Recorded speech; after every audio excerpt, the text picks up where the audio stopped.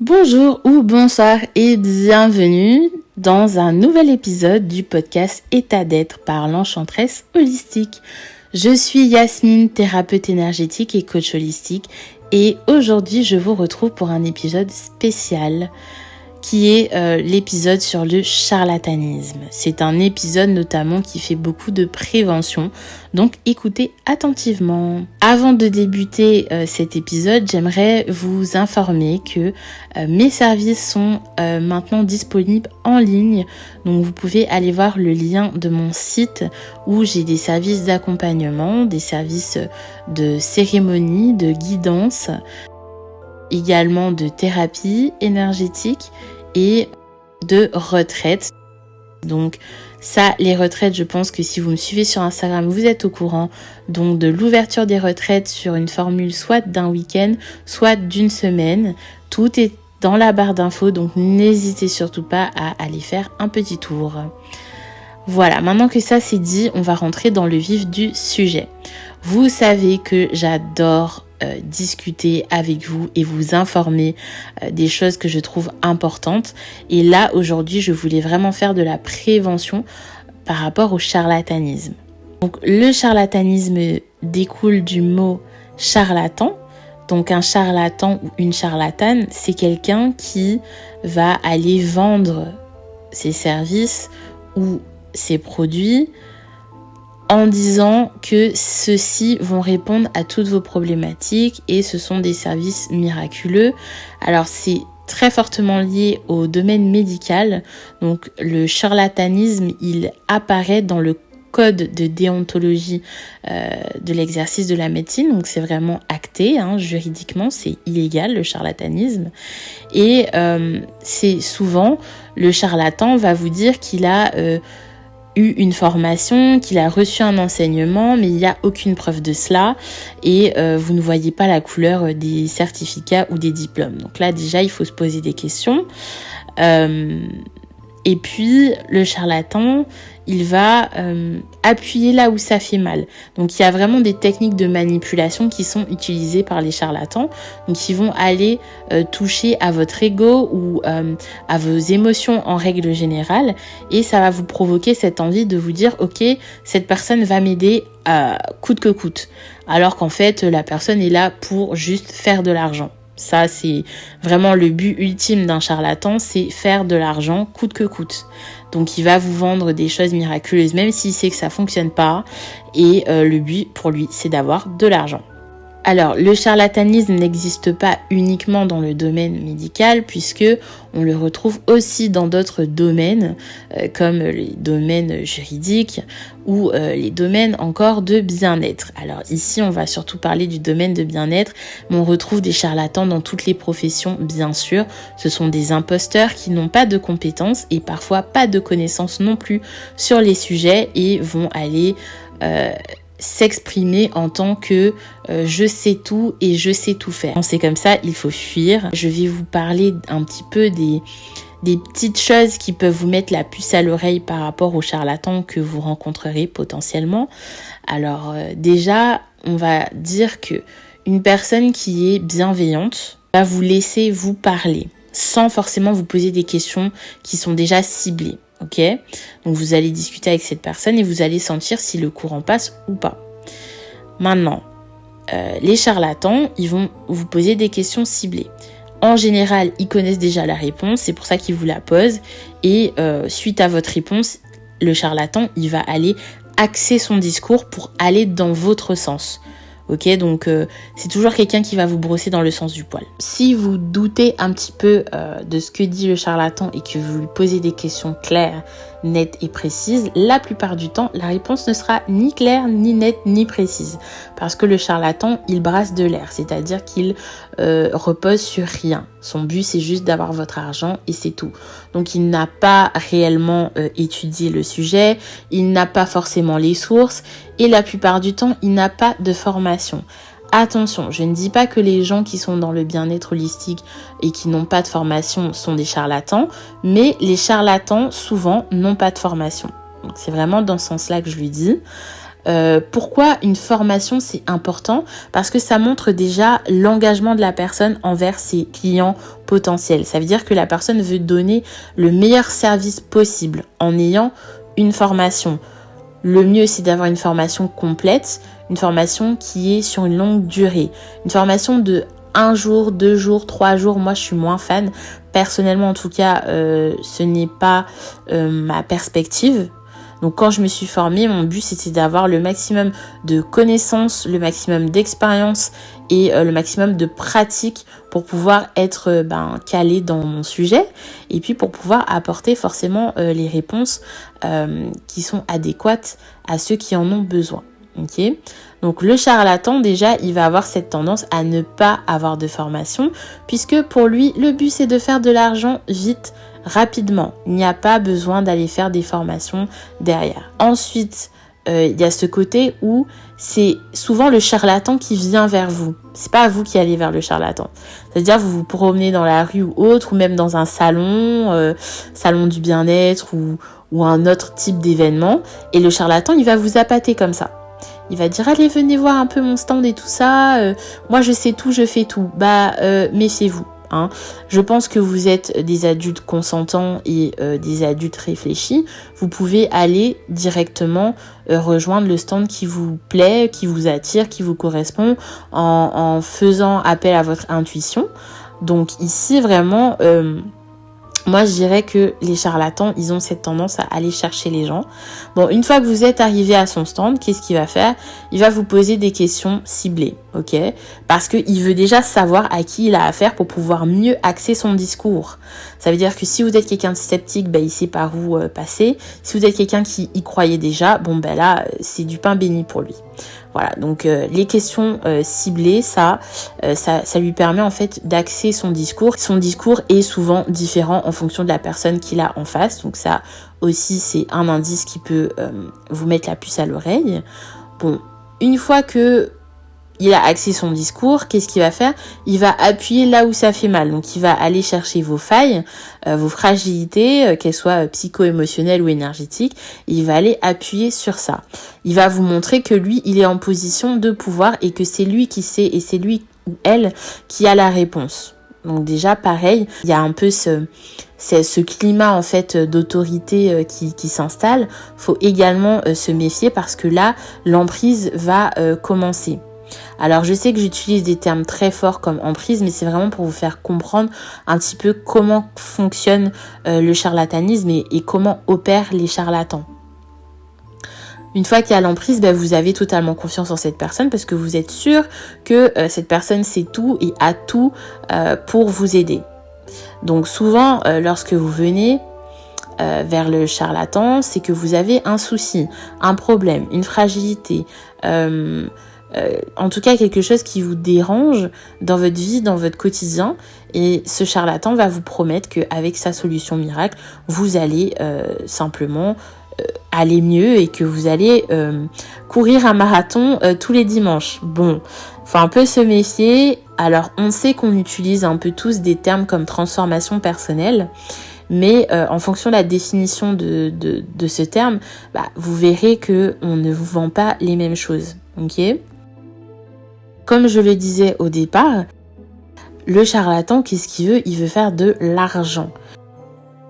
Bon, est-ce que si un service est élevé, ça veut dire obligatoirement que c'est du charlatanisme? Non, je ne pense pas. Parce que pour moi, pour avoir un petit peu observé les charlatans que j'ai pu rencontrer, je ne dirai pas où, mais ceux qui savent. En fait, les charlatans, ils vont pas forcément mettre des prix élevés, c'est ça le truc. Ils vont mettre des prix qui sont accessibles pour tout le monde pour pouvoir avoir le plus de ventes en fait, tout simplement. Donc ça va être de l'ordre de 20 euros, 30 euros, 50 euros, 60 euros. Allez, 80 pour les plus filous, mais globalement ça va pas du tout être un prix élevé. Et déjà ça veut dire la valeur de son travail, c'est la valeur monétaire. Donc quelqu'un qui a fait une formation, donc qui a investi du temps et de l'argent dans cette formation et qui veut faire au mieux des services qui du coup vont être vont généralement durer 1 heure, 2 heures, va vous donner un prix qui est plus élevé parce que il a eu une qualification qui lui permet de valoriser en fait ce travail-là. Donc pour moi, le prix du service n'est pas forcément égal à du charlatanisme. Le prix élevé ne veut pas dire que c'est du charlatanisme.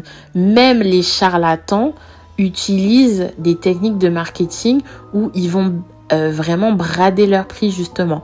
Donc ça va être par exemple un service qui normalement coûtait 200 €. Au salon il va vous coûter 20 €. Faut quand même se poser des questions quant à la qualité du service. Moi c'est comme ça que je réfléchis.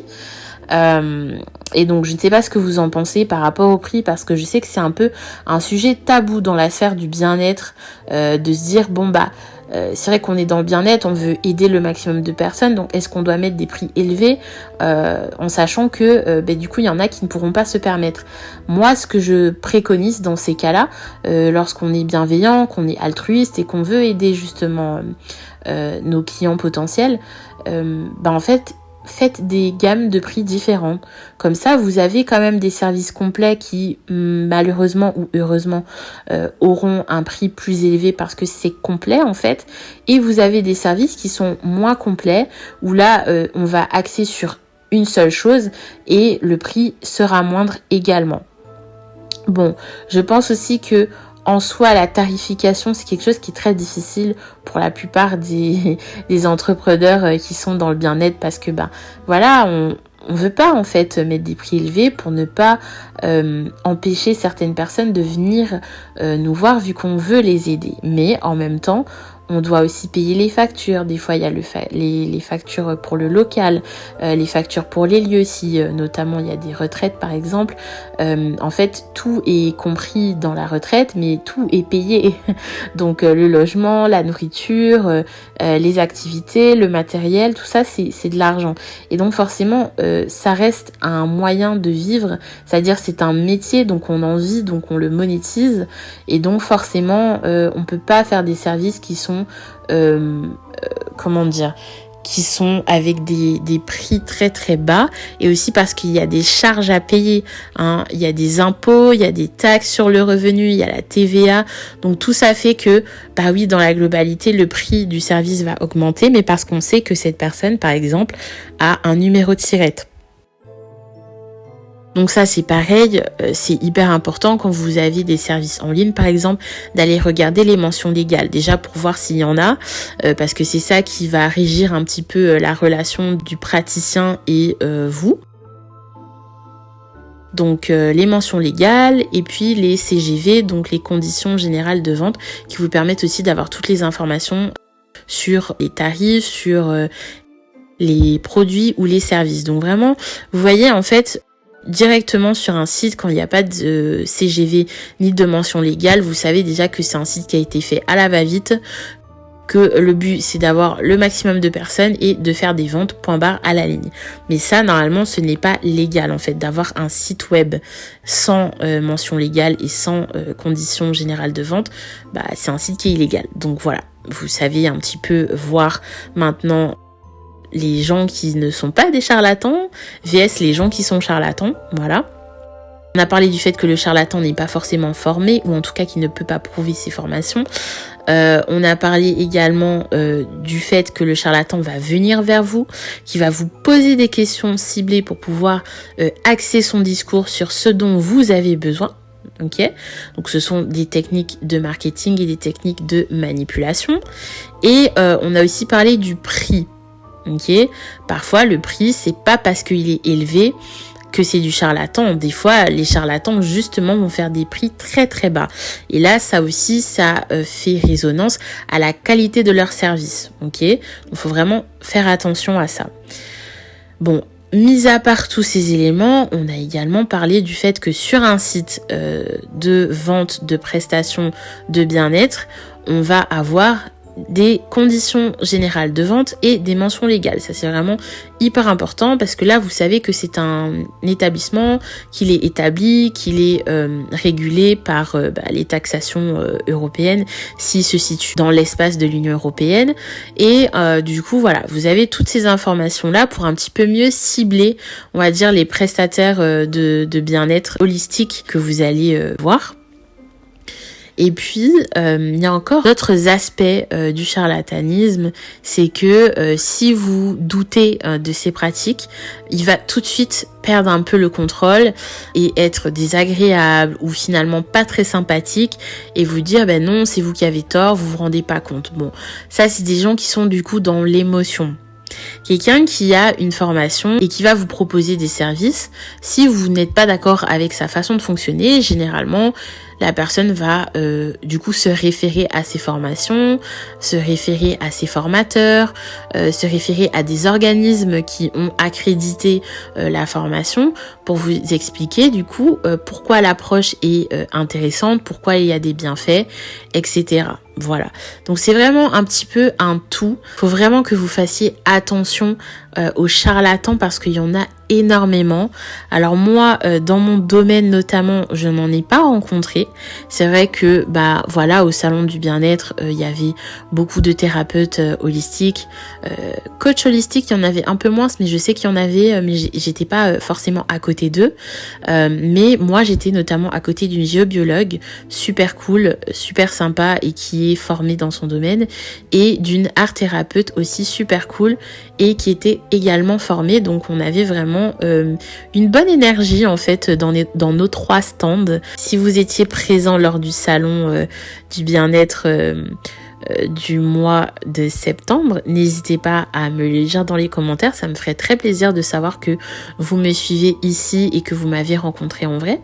Mais en tout cas, voilà, c'était une bonne énergie. Par contre, moi, j'ai remarqué des techniques de charlatanisme très poussées, notamment du côté de tout ce qui était médiumnité et voyance. Je vais pas dire les noms des personnes concernées parce que je pense que déjà moi-même je ne me rappelle même pas de leur nom, mais en tout cas il faut vraiment faire attention, je trouve, dans le domaine de la médiumnité. On parle beaucoup de dons transgénérationnels, c'est vrai. Moi pour ma part je suis donc passeuse d'âme. Si vous ne le savez pas, je vais vous mettre dans le petit i ma vidéo où je parle de mon témoignage en tant que passeuse d'âme. Je suis passeuse d'âme, c'est quelque chose de transgénérationnel, je n'ai pas appris à l'être ou à le faire, c'est vraiment pour moi un état d'âme comme je le disais, et donc je ne propose pas de formation pour être passeuse d'âme parce que moi-même je ne sais même pas comment j'ai appris, c'est-à-dire que j'ai toujours été comme ça, donc ça n'a pas été quelque chose d'appris, mais quelque chose qui était déjà acquis. Et notamment, en effet, on peut remonter sur plusieurs générations dans mes lignées où, oui, il y avait des passeurs d'âme, mais surtout des passeuses d'âme, c'était surtout des femmes. Et voilà, sauf que moi, je ne vais pas forcément mettre ça en avant parce qu'en soi, quelqu'un qui vient et qui me pose des questions, je lui dis, voilà, je suis passeuse d'âme de génération en génération. Bon, la personne n'est pas forcément obligée d'avoir confiance, que je peux comprendre en soi, parce que ça se base sur des choses qui sont dans mon ADN, dans mon épigénétique, dans le transgénérationnel, c'est des constellations familiales, enfin bon, on n'est pas sur des choses concrètes en soi.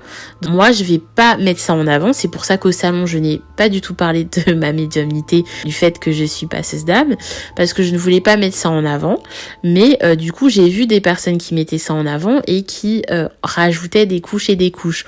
Donc, vous aviez vraiment des choses un peu classiques, notamment, c'est vrai que lorsqu'on va rentrer en connexion avec les énergies d'une personne, on va avoir tendance à beaucoup éliminer des blocages qui passent par notre corps en fait. Donc ça va être des bâillements, il y a des personnes qui rotent, il y a des personnes qui clignent les yeux, il y a des personnes qui du coup ont des flatulences, enfin voilà, ça va être en tout cas des dégagements corporels que le médium ou la passeuse d'âme va avoir. Sauf que là, vous aviez vraiment des personnes qui faisaient du théâtre. Je veux dire, les bâillements n'étaient pas du tout authentiques et ça vraiment faut s'en méfier. Lorsque vous voyez des personnes qui vous proposent des formations en quelques jours pour devenir comme eux, bon, faut aussi s'en méfier, d'accord? Être médium, passeur d'âme, c'est vraiment toute une vie, c'est un apprentissage, c'est un cheminement, c'est quelque chose qui est personnel. Donc moi, je suis très méfiante en tout cas de ce genre de formation. Et puis vous avez également tout ce qui est les personnes qui vont coupler médiumnité et puis soins. Moi, je suis pas fan parce que j'estime que chaque personne a sa mission de vie, chaque personne a un rôle dans l'univers et logiquement, quelqu'un qui est médium, son rôle c'est de communiquer avec du coup les défunts qui sont passés de l'autre côté, mais ce n'est pas de soigner en tant que tel les personnes qui viennent. Donc ça, faut aussi faire très attention parce que c'est vraiment deux approches tout à fait différentes. J'ai également remarqué qu'il y avait beaucoup de médiums qui ne voulaient pas admettre, par exemple, qu'ils ne peuvent pas faire de passage d'âme et que leur rôle est simplement de communiquer avec les défunts qui sont passés de l'autre côté. La subtilité entre le médium et le passeur d'âme, ou la médium et la passeuse d'âme, c'est que la médium, son rôle est vraiment de communiquer, de transmettre des messages. Par contre, la passeuse d'âme, son rôle est d'accompagner l'âme désincarnée vers la lumière. Et la passeuse d'âme va parfois devoir passer des messages également à ceux qui sont toujours incarnés, donc les proches du défunt, et va vraiment aider en fait l'âme à passer de l'autre côté en remontant son taux vibratoire. Donc vraiment, le rôle du passeur d'âme ou de la passeuse d'âme est vraiment d'aider l'âme et d'apaiser l'âme pour qu'elle puisse passer à une autre étape. Et la passeuse d'âme, elle a ce rôle donc pour les défunts, mais également pour les vivants. Donc c'est pour ça qu'il y a beaucoup de passeurs d'âme qui vont aller dans le coaching, dans l'accompagnement, dans l'aide paramédicale ou le médical, parce que le passeur d'âme, vraiment son but c'est de guérir en fait l'âme pour qu'elle puisse passer de l'autre côté, de lui mettre ses pansements, de vraiment, oui c'est ça, c'est soigner l'âme pour qu'elle passe de l'autre côté. Donc c'est vraiment deux visées qui n'ont rien à voir et surtout la plupart du temps, les passeurs d'âme ne déclenchent pas des communications, c'est vraiment les âmes qui viennent vers le passeur d'âme, les âmes qui sont en résonance avec son taux vibratoire. Donc ça c'est encore une autre histoire. Mais en tout cas, c'est juste pour vous dire que un médium et un passeur d'âme, c'est deux choses différentes.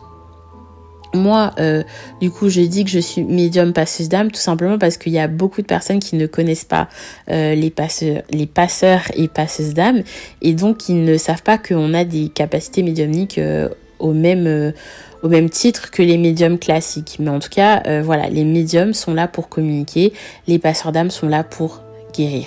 Donc c'est deux choses différentes et je pense que c'est très intéressant de coupler plusieurs disciplines. Moi-même, je le fais, clairement. Donc, la thérapie, le coaching, c'est mes deux axes principaux.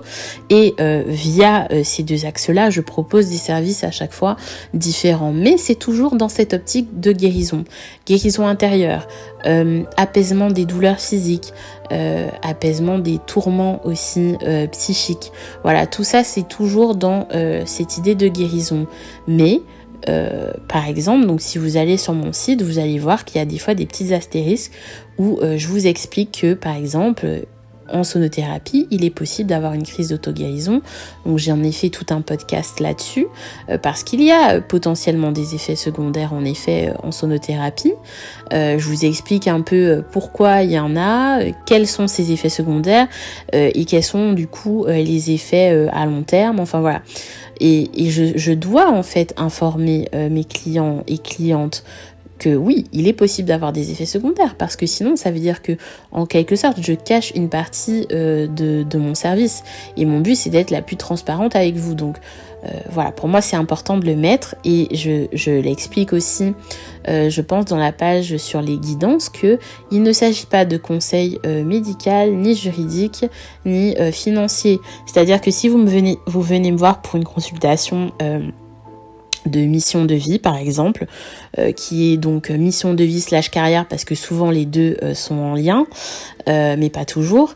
Je vous donne les informations que je reçois à travers donc des tirages ou à travers des communications avec vos guides ou vos ancêtres, mais en aucun cas il ne s'agit d'une injonction, c'est-à-dire que vous avez toujours votre libre arbitre et que de toute façon je ne suis pas experte ni en finance ni en justice, et encore moins du coup dans la façon dont vous devez gérer en fait votre vie, c'est-à-dire que vous venez à moi je vous donne les informations que je reçois, néanmoins il s'agit d'une ligne de temps que moi je capte, mais peut-être qu'un autre passeur d'âme ou en tout cas un autre praticien va avoir un contact avec une autre ligne de temps qui sera légèrement différent de ce que je vous ai dit. Donc ça peut être par exemple, si il me vient une date précise et que je vous la donne, il est possible que quelqu'un d'autre vous donne une date qui est par exemple à 1 ou 2 jours d'intervalle, par exemple. Vous voyez ce que je veux dire? Parce que en fait tout est en constant mouvement, tout est en constant évolution. C'est pour ça que moi je n'aime pas le terme voyance, parce que la voyance c'est vraiment figé. On vous dit tel jour, telle heure, tu seras dans telle circonstance. La guidance, c'est différent. On vous dit, parmi tous les chemins de vie, parmi toutes les lignes temporelles, moi, j'ai capté cette information-là, je te la donne, fais-en bon usage. Mais à aucun moment, il s'agit d'une information figée. C'est-à-dire que, comme je vous dis, tout est en constant mouvement. Il faut vraiment se rendre compte des approches que tous les praticiens dans le domaine du bien-être peuvent adopter, parce que ce sont des approches différentes et le service va en être différent aussi et les résultats vont être différents aussi. Donc ça c'est vraiment hyper important. Moi je sais notamment, pour rester dans le thème des guidances, que je peux vous donner des informations qui peuvent arriver entre 2 mois et 5 ans. Il m'est arrivé de faire des guidances pour des clientes et je leur ai donné des informations précises et qui étaient datées, on va dire. Et en fait, c'est arrivé en effet, mais pas tout de suite, quoi. Donc ça, il faut aussi s'en rendre compte. Et puis, moi, je trouve que c'est important dans les guidances de ne pas mettre trop l'accent sur ce que je vous dis, mais plus sur ce que vous savez déjà. Parce que généralement, vous demandez des guidances, mais vous avez déjà la réponse en vous. Et moi, mon but, c'est vraiment de déjà vous rendre votre pouvoir et vous redonner confiance en votre intuition à travers ces guidances qui viennent valider finalement vos doutes, vos ressentis. D'accord? Donc là je m'éloigne du sujet parce que là on parle toujours du charlatanisme, mais ce que je veux dire c'est que généralement il faut quand même faire preuve de discernement lorsque vous choisissez votre praticien ou votre praticienne de bien-être holistique ou votre médium, votre passeuse d'âme. Voilà, faites preuve de discernement, regardez comment la personne s'exprime, quelles sont les questions qu'on vous pose, quelles sont les informations qu'on vous demande également. Alors surtout ne jamais divulguer vos informations bancaires ou votre lieu d'habitation, votre domicile. Ce sont des informations privées, confidentielles, sauf si en effet vous allez recevoir par exemple un service. Bon là c'est autre chose évidemment. Si vous commandez un service et qu'il est livré à domicile, vous êtes obligé de donner votre adresse. Mais ce que je veux dire, c'est que voilà, lors de consultation, il ne faut pas divulguer des informations privées, confidentielles, comme vos numéros de carte bancaire, vos comptes, enfin voilà, tout ce qui est des choses que vous n'allez pas donner à des gens qui ne sont pas vos banquiers. Vous ne donnez pas ces informations-là, ok. Et puis, faut vraiment ressentir en fait que l'énergie du praticien ou de la praticienne rentre en résonance avec la vôtre. Si vous vous sentez à l'aise, confiant, si vous n'avez pas de petites questions qui vous tiltent par-ci par-là, ok, mais à partir du moment où vous avez des petits doutes, c'est peut-être qu'il y a quelque chose à creuser. Et là, vous pouvez poser des questions, vous êtes légitime, hein.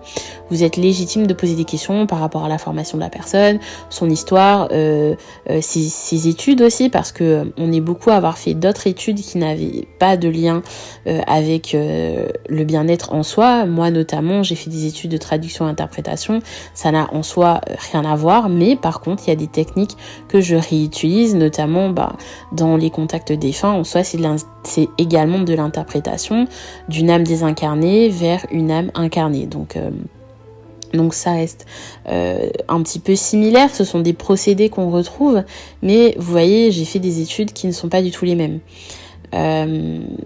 Donc voilà, ça peut aider forcément parce que c'est les langues, c'est le contact avec les autres, c'est le contact avec les différentes cultures, les différentes perspectives, c'est ouvert sur le monde. Donc oui, ça aide, forcément ça m'aide dans ma pratique de tous les jours de choisir aussi les bons mots au bon moment, c'est important. Mais voilà, ce que je veux vous dire en tout cas, c'est que il faut faire attention parce que le charlatanisme existe et même si on vous vend des remèdes magiques, faites attention à vous. Sachez qu'il y a toujours un pourcentage d'erreur. Dans tout ce qui est vendu, tout ce qui est fait, il y a toujours un pourcentage d'erreur et c'est normal en fait. Parfois, à une première séance, les déblocages ne vont pas être faits de manière optimale et ça va être peut-être à la deuxième ou à la troisième séance que là, vous allez dire ok, waouh, là je ressens immédiatement les bienfaits de la technique en question. Donc voilà, en gros, ce que je voulais vous dire aujourd'hui, c'est de faire attention, de vous informer également au préalable. C'est-à-dire que si vous allez dans un salon du bien-être ou un salon de médiumnité ou que sais-je, informez-vous d'abord sur qu'est-ce que la médiumnité, qu'est-ce que le bien-être holistique, qu'est-ce que ça comprend, quelles sont les différentes approches. Enfin voilà, comme ça, avant même d'être en contact avec les praticiens, vous avez déjà une petite idée, même si je vous ai pas dit d'aller faire des études pour savoir tous les rouages et bon, après si vous avez cette curiosité, vraiment grand bien vous fasse, mais je veux dire, ayez une image globale du bien-être holistique avant d'aller voir des praticiens. Et faites aussi attention, c'est pas parce que les gens sont sur les réseaux sociaux et qu'ils ont par exemple une grande visibilité que ils ne peuvent pas utiliser des pratiques de charlatanisme. Donc faites attention à la manipulation, aux techniques de marketing sauvage, j'ai envie de dire. Faites attention aussi à l'absence des mentions légales et des conditions générales de vente. Faites attention aux tarifs, ne divulguez pas vos informations bancaires à aucun moment et non plus votre adresse personnelle, sauf si c'est dans le cadre de commandes en ligne, ça c'est logique pour la livraison. Informez-vous, faites attention aussi. Voilà, je pense que j'ai un peu fait le tour du charlatanisme. Si vous avez des questions, n'hésitez pas. Je sais qu'on m'avait aussi posé des questions sur Instagram. Comment je fais pour reconnaître quelqu'un du coup qui est médium. En fait, c'est très bizarre. C'est une sensation physique. Donc voilà, je sais pas comment expliquer, mais c'est une sensation physique que j'ai quand je vois un médium. Je sais que cette personne en effet a des capacités médiumniques développées ou non. Et souvent on se reconnaît. Donc voilà, on se sait. Parfois, on n'a pas besoin de parler. Voilà, c'est des communications non verbales. Les charlatans ne vont pas respecter vos limites, ne vont pas respecter votre bulle intérieure, vont aller toujours plus loin et pas forcément pour votre bien. Donc ça aussi, ce sont des gens qui vous font vous sentir mal. Pareil, faites preuve de discernement et n'y allez plus, tout simplement. Voilà. Donc je pense que j'ai fait le tour. Je voulais vraiment vous prévenir parce que c'est quelque chose qui existe, qui est présent. Alors on le retrouve notamment dans la sphère de la médecine holistique et la médecine alternative parce que les gens qui découvrent par exemple des procédés ancestraux et qui voient les bienfaits vont vous dire ça guérit de tout et pas forcément en fait, vraiment pas forcément. Il y a des axes qui sont ciblés pour telle ou telle plante par exemple. Je tenais donc à vous faire ce petit épisode qui est finalement un petit peu long parce que c'est un sujet que je trouve hyper important. Mais voilà, n'hésitez pas à me poser toutes vos questions dans les commentaires et à liker, partager, à vous abonner. Vous pouvez me suivre sur Instagram, TikTok, Threads et SoundCloud également. Voilà, je suis un petit peu sur plusieurs plateformes. Je vous propose des contenus différents. Également sur ma page Enchantement Holistique, sur ma page Facebook. N'hésitez pas, c'est là que je mets les informations concernant les retraites notamment. J'ai également ouvert un nouveau compte Instagram qui s'appelle enchantement.holistique où là je vais vous partager uniquement les coulisses des retraites, sur le lieu aussi, ce qui se passe, Parfois, si les participantes sont à l'aise, elles vous feront aussi des petits témoignages. Ça peut être sympa aussi. Mais voilà, c'est vrai que c'est compliqué de filmer lors des retraites parce que déjà, je fais tout et je suis 100% présente pour vous. Donc, j'ai pas forcément le temps ni le réflexe de filmer. Et puis, c'est hyper intime ce qui se passe dans les retraites. Il y a beaucoup d'émotions. Donc, forcément, j'ai moins tendance à filmer. Mais en tout cas, j'ai pris la décision de filmer plus souvent, forcément, lorsque c'est possible et que les participantes me donnent leur accord. Voilà. Je vous fais de très très gros bisous et puis on se retrouve dans un prochain épisode très vite. Ciao. C'était le podcast État d'être par l'Enchantresse Holistique.